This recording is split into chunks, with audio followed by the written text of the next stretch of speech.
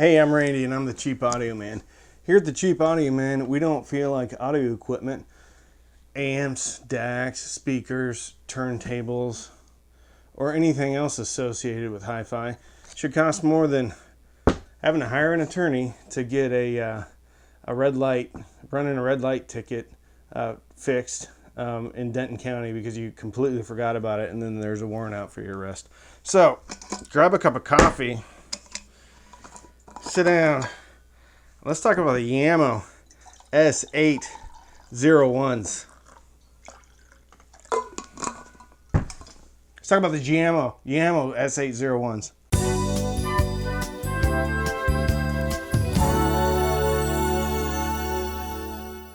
Today's sponsor is Stanley's Coffee Transportation Devices. Second time they've sponsored a video.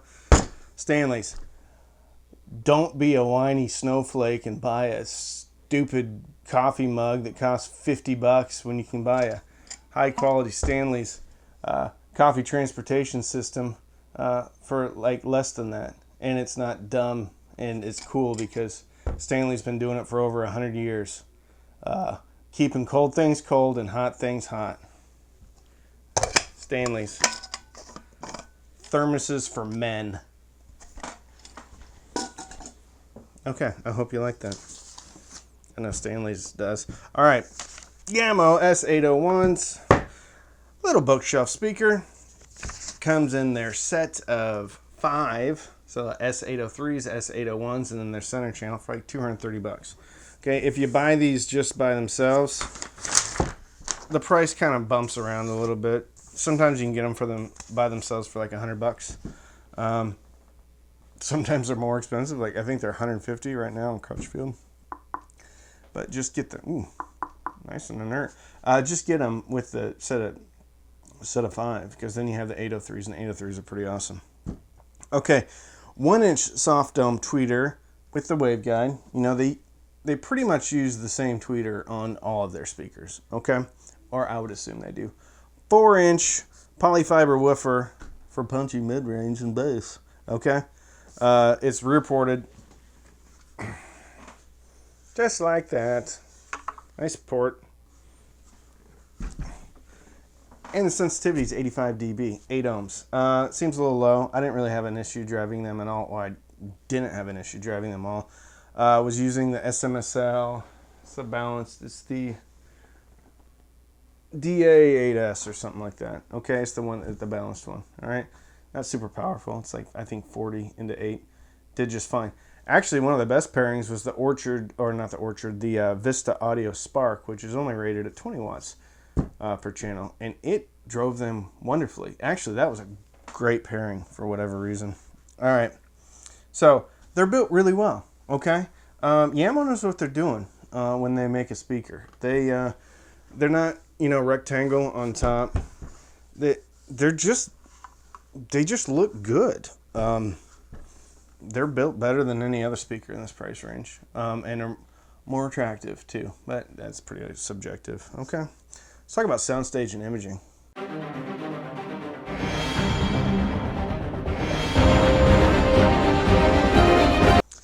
A Soundstage and Imaging on these. Now remember, okay, we're talking about a $100-ish speaker. Okay, it's pretty good.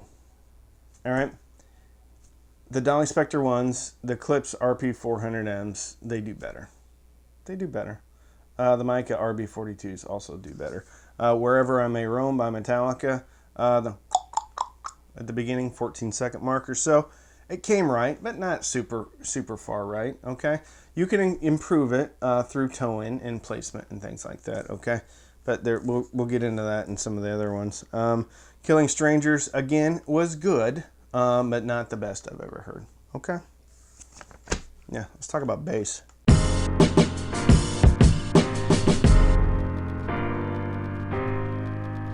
I forgot to say what these were spec'd to. Okay, so the frequency response is 76.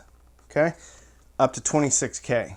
All right, 76. All right, that's good to know because now we're going to talk about bass. Bass is awesome. It's super punchy on these. Like the Fluence reference series, I think are spec'd down to like 55. And they don't feel like they have a quarter of the bass of the 801. All right? These things don't feel thin at all. Now, I'm sure there's a big old bump. Well, I'm not sure. I know. I mean, I am sure. There's a big bump, you know, probably right around 80 hertz. Okay? Fine. What I'm saying is it doesn't feel thin. It doesn't feel anemic. And it definitely doesn't feel like it's spec'd at 76. And the funny thing is, okay, so I had these about 10 inches from the wall. You can get even more out of them by putting them closer to the wall. The funny thing is they actually have a really good bass roll-off, too. So Killing Strangers and Intergalactic, like, it obviously cut off well before, you know, the deepest notes. But you still kind of got an idea of how deep that song is, okay? So from a bass presence and a bass roll-off, I've got nothing to complain about here. They're quite good and really impressive. And it's always important. I know it's tough to listen to a lot of different speakers, but you can't go by, okay, this is spec down to 55 or this is only spec down to 76, okay? Because that doesn't tell the whole story. All right. Dumb by Nirvana, MTV Unplugged. This is something that really good. The bass is really good. Okay. So the also So What, Miles Davis, the stand-up bass was good. Okay. All right. Is it better on other speakers from a tonal standpoint? Yes. RB42s are better. The Dolly Spectre ones are better. Okay. But again, they're more expensive. Well, the RB42s aren't always more expensive, but they're more expensive. Okay, let's talk about mid-range.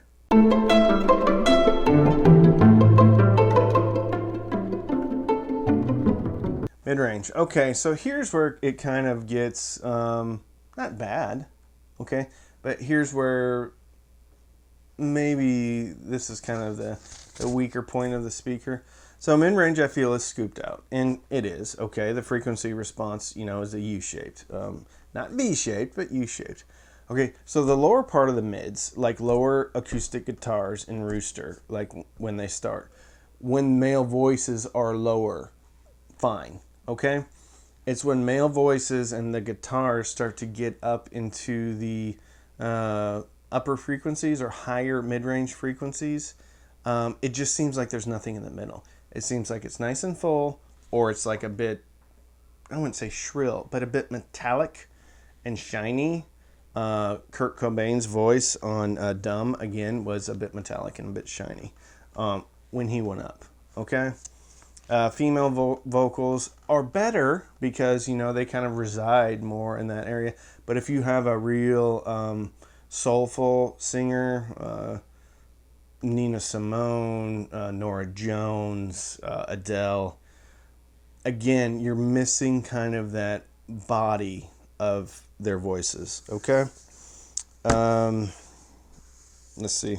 Hello by Adele, lots of detail, again, but it's lacking some body. Yeah, I think, Shoot to Thrill was great, though. Shoot to Thrill was awesome, all right? So, great crunch in the guitar, and then good, all right? All right, so mid-range is okay. All right, bear in mind it's scooped out a bit. Scooped out a bit. All right, let's talk about treble.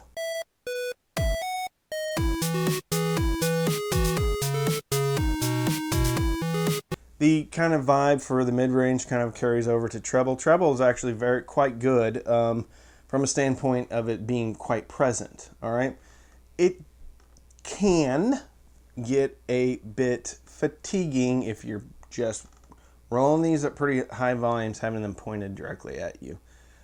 But if you tone them out a bit, that kind of goes away. Okay? The treble sounds detailed here, but I think it feels detailed because it's boosted in those frequencies. I'm not saying it's bad. It's good, but when you start to kind of peel the onion back and compare this to other speakers, especially like the Emotiva Airmotive B1 Plus. Now that's an AMT, or they call it a folded ribbon tweeter. Okay, regardless of what it is, that has more detail, all right, more clarity, all right, while still having heft. All right. So the 16th notes in Cinnamon, they felt really clear and they felt good, but again, they lacked a little bit of body. All right. And if you really kind of leaned into it, you could kind of tell it just didn't sound all that natural if you're really critically listening. If not, sounds great. Treble presence is great. Okay. Now, where the treble does do a really good job is the air. All right. So in Dumb, and when you turn that song on, you could really feel the enormity of the room. Okay. And just it just felt live. Right. It just very good. Okay. So what are my final thoughts?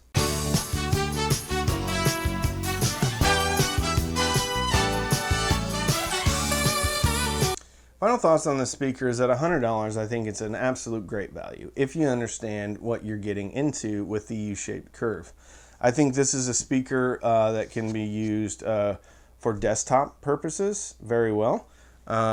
It can be used for surround channels very well, and that's what it's sold for with the 5-channel system. You can mitigate some of that mid-range scoop by just pulling down treble and bass a bit on your tone controls. It sounds great. For people just getting into hi-fi, this is going to be a great kind of entry into hi-fi. If you don't have tone controls or you don't want to do tone controls, bear in mind it's going to be kind of that U-shaped, which is fine. I quite enjoyed this speaker, especially with the Vista Audio Spark, and that doesn't have any tone controls. So I was just listening to him. Bass is punchy, treble is clear. Okay. And I am a nut about clarity. Okay. Clarity to me covers up a lot of sins on a speaker. All right. Tonality, bass tonality is going to be bested by the Dolly Spectre ones. Okay. Bass presence and roll off is going to be bested by the RB42s. Sound staging is going to be bested by the Dolly Spectre ones. Clarity, top end, detail, and accuracy is going to be bested by the B1 Plus, Emotiva B1 Plus. With all that said, with the exception of the RB42, all of those are pretty significantly more expensive. Dolly Spectre ones normally around $250, Airmotive B1 Plus $230. The RB42s are more in line, about $150.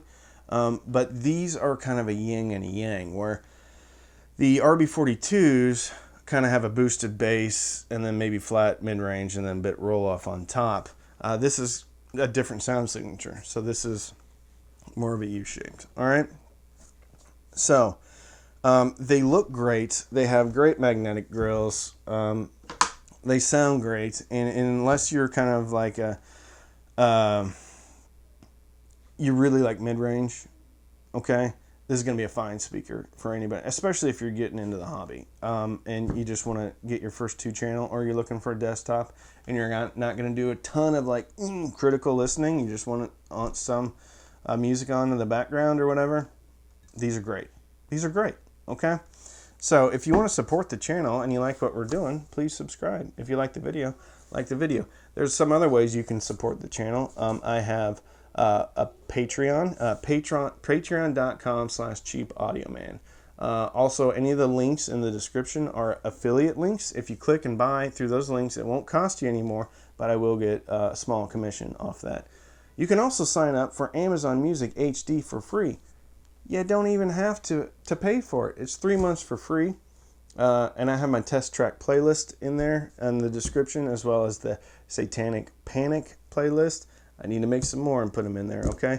But anyway, it doesn't cost you anything. You get 3 months for free. Try it out. See if this whole high-res thing is just a bunch of craziness or if it's real, if it sounds better to you. And I get a couple of dollars for that. Also have merchandise now, too. Some t-shirts and coffee mugs. And if you buy the Cheap Audio Man Vets t-shirt, 50% of all the proceeds go to Homes for Our Troops, which is a great veterans organization. Okay? It's a mouthful. So don't binge watch Netflix or Hulu or Disney Plus. Or it's okay to binge watch Disney Plus if it's like Star Wars or Marvel stuff. Okay? But don't do that. binge listen to your favorite streaming service and fill your soul with happiness. And with that, I'm Randy. I'm the Cheap Audio Man.